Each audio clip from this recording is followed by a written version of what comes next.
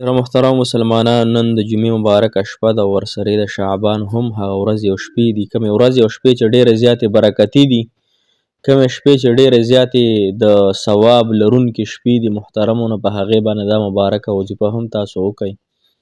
دا وظیفه ډېر طاقت لري. دا وظیفه د اسمانونو او د ځمکو نه او د غرونو نه او د سمندرونو نه زیاته طاقتوره ده. د دې وظیفې معنی هم ډېر طاقت لري. د دې وظیفه برکت هم ډېر طاقت لري. او دا وظیفه چې څوک په اخلاص سره ووایي، نو محترم الله تعالی ورته هغه نیکۍ ورکوي، هغه څیزونه ورکوي چې د په وهم او ګمان کې هم نه راځي.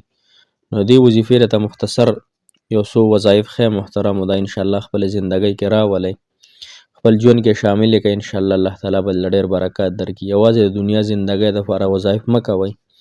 د دنیا نه بل طرف ته چې وګورئ، نو یو غټه زندګي زما او ستاسو په طرف را روانه ده، او ډېره په تیزۍ باندې را روانه ده.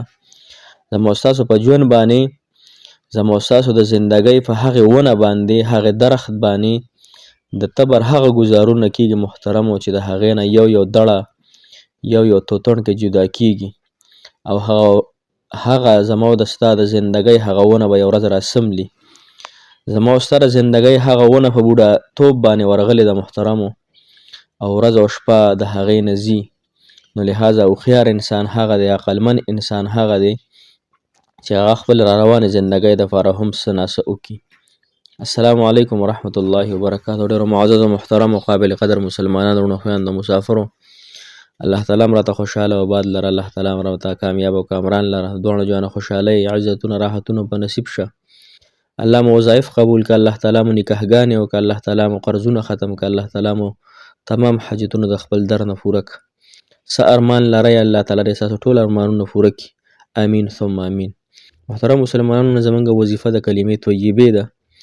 کلمه طیبه داسې کلمه ده محترمو، حدیث مبارک کې راځي څوک چې یو پرې په اخلاص سره ووایي، مفهوم یې داسې دی چې هغه په عملنامه کې الله تعالی 4,000 نیکۍ ولیکلی کړي. اوس که یو انسان ته 4,000 روپۍ په یو بل کلي کې، په یو بل وطن کې میلاویږي، په 15 منټو کې 4,000 روپۍ چاته میلاویږي، نو هغه پسې افغانستان ته ځي، هغه پسې امریکې ته ځي. خو ما او تاسو دومره د غافل ژوند تېروو چې خپل آخرت دپاره نیکۍ نه کوو. حضرت موسی علیه السلام الله تعالی ته عرض کړي، ای الله ما ته یو داسې ذکر وښایه، یو داسې خاص ذکر چې زه پې تا رابلمه او زه پې ستا ذکر کومه. الله جل شانه ته فرمایي، ای موسی علیه السلام ته لا اله الا الله وایه. موسی علیه السلام عرض کړي، الله پاکه دا خو ټول خلک وایي، ما ته خاص وظیفه وښایه، خاص زه ستا خاص پیغمبر یم، خاص کلیم الله یم، تا سره خبرې کوم، نو الله ما ته خاص ورد وښایه.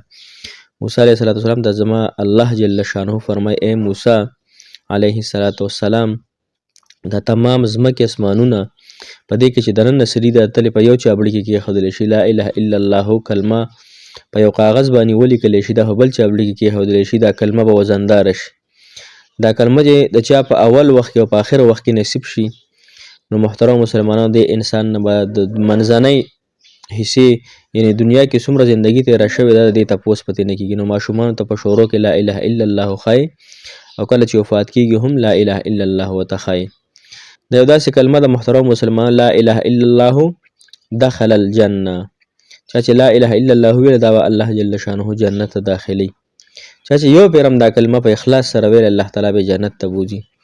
نو اوس هغه انسانان دا وظیفه په 2 طریقې سره وکړئ. ښه، 2 طریقو سره دا وظیفه وکړئ تاسو. دا هم د فضایل باندې که اوس وظیفې طرف ته راځو. یو وظیفه د محترم مسلمانانو دې 80,000 پیرې ختم کول دي. په میاشت کې کو په هفته کې خلاصې، کو په 10 ورځو کې خلاصې، او کو په یو ورځ کې کولی شي ځان دپاره. 80,000 پیرې دې ختم وکړه. چې 80,000 پیرې ته دې ختم وکړو، دا به تا سره یو تحفه تیاره شي، دا به تا سره د خلاصي او ذریه تیاره شي، دا به تا سره د عذابونو نه د بچ کېدو یو غټه سلسله ذخیره پاتې شي محترمو. نو 80,000 پیرې وکړه.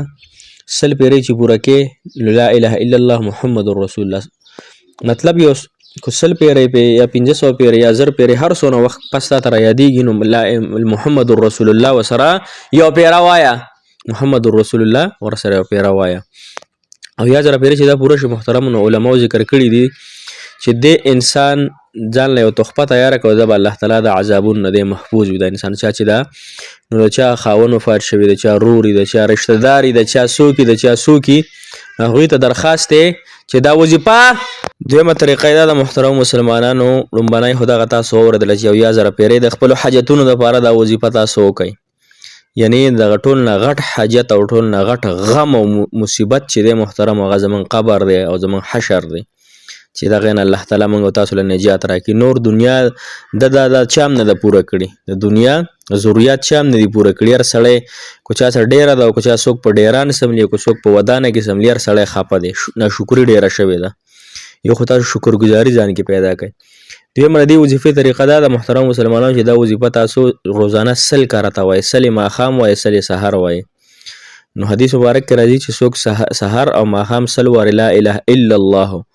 دا کلمه وایي نو دی به د قیامت په ورځ چې کله خپل قبر نه راپاڅېږي د مخ به د 14مې سپوږمۍ په شان پړقېږي نو تاسو څومره خوش قسمته خلک یې چې دا وظیفه تاسو شروع کړئ 100 وارې روزانه ځان له وایئ ماښام او سحر پابندۍ سره او د قبر نه تاسو ځلېدونکي مخ راپاڅئ خلک په خفګانونو کې خلک په تیرو کې خلک په پریشان حالي او تاسو به انشاءالله دې کلمې د برکت سره نن ماښام او سحر وایئ دې د برکت سره به ستاسو مخونه انشاءالله پړقېږي چمکاویږي به نو انشاءالله موږ ته هم ډېرې دعاګانې کوي موږ تاسو ته دعاګانې کوو الله تعالی مو خوشحاله او باد ساته الله تعالی مو کامیاب او کامرام لره الله تعالی مو د دواړو جانو خوشحالۍ عزتونه راحتونه په نصیب که جزاک الله خیر احسن الجزا فی الدنیا والآخرة